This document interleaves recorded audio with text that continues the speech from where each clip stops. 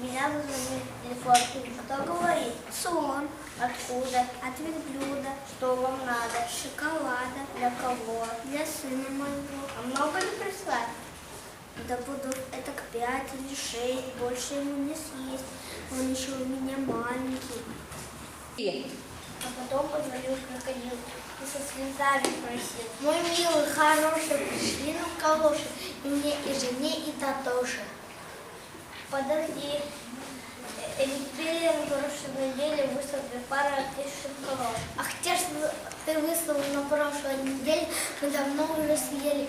И ждем не дождемся, когда же ты снова пришлешь нам к нашему ужину дюжину новых сладких калош. А потом позвонили зайчатки. Нельзя ли прислать перчатки? А потом позвонили мартышки. Пришлите, пожалуйста, книжки. А потом позвонили медведь. Да как начал реветь. Погодите, медведь, не ревите. Объясните, чего вы хотите? Да он только му, да му. А к чему, почему, не пойму. Повесьте, пожалуйста, трубку. А потом позвонили цапли. Пришлите, пожалуйста, капли. Мы лягушками нынче объелись, и у нас животы разболелись.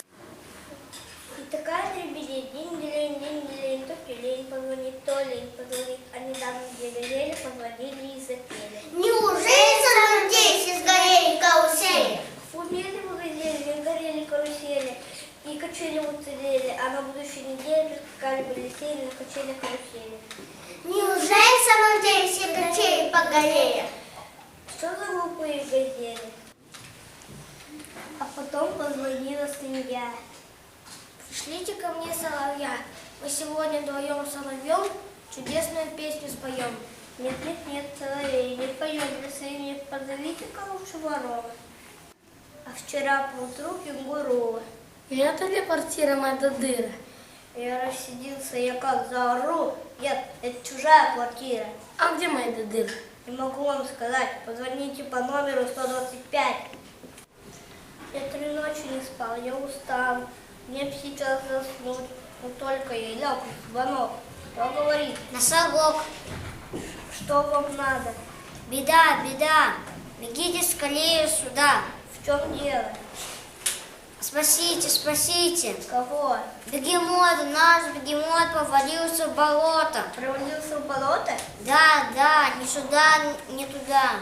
Туда, не сюда. Оль, если вы не придете, он утонет, попадет бегемот. Ладно, бегу. Если могу, помогу. Ох, нелегкая эта работа, из болота тащить бегемота.